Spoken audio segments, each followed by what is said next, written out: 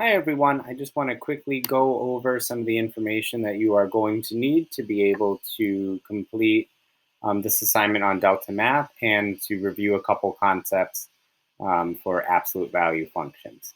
So for those of you that recall, the general form of an absolute value function is of the form f of x, so our function notation, is equal to a times the absolute value of x minus h plus k. So in this particular problem, what we're looking for, and we need to make sure we understand what h and k are, is our a, our h, and our k. So h will always be within the parentheses, and whatever is subtracted from x. So in this case, there's nothing subtracted, so in this case, our h is going to be 0. We do need to be careful, though. As a reminder, this is negative, so it is negative h, which would mean if I had like -2 here, my h is 2, all right? K is what you're adding at the end. So in this case, we are essentially adding a -5 or subtracting 5. So K is -5. Now, that's good, but what does that help us with? We need to remember exactly what HK is. So HK, this is the vertex. And the vertex is the point. So right now it's centered at the origin, the vertex is. So we are going to have to move that in 1 second. Let's do that now. So we're going over 0. We're going left and right 0, but we are going down to -5. So let's just move it down. All right. Now let's look at the next part that we care about. Now we need to interpret A. Remember, A would be what's outside. So A, if it is greater than 0, if it is positive, essentially, it opens up.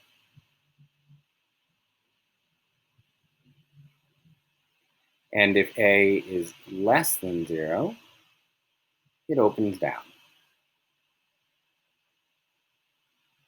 Now you do need to be careful because you already are probably looking at this problem and going, why is there a 1/3 inside the absolute values? And in this case, it doesn't matter whether or not the 1/3 is inside or outside. So I could just rewrite this as -1/3 x, absolute value of x minus 5. The only thing you need to be careful of is, remember, if there is a negative inside, you would just leave the negative in there.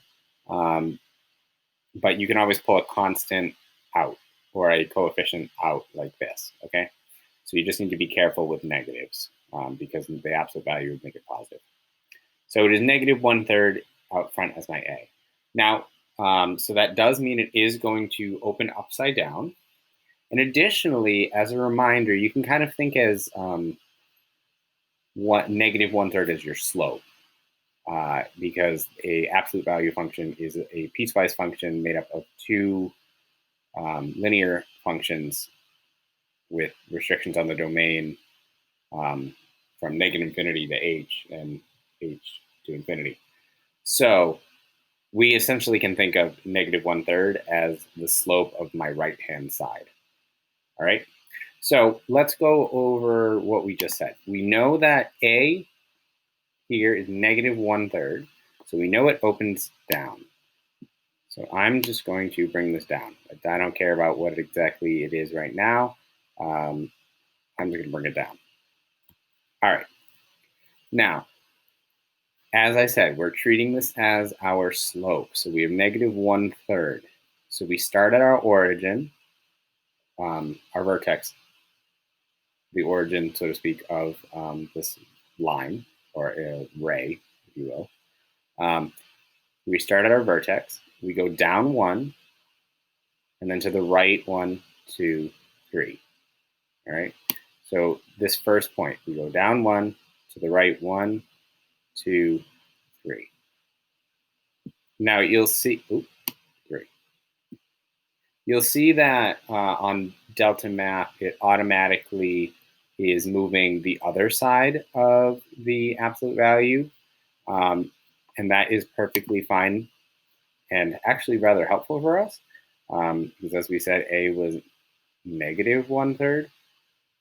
And because we could essentially break this up into two lines, we have the line that would be going this way with the slope of negative 1/3. But if we had had it going this way, the other line, which we had, that has a slope of positive 1/3.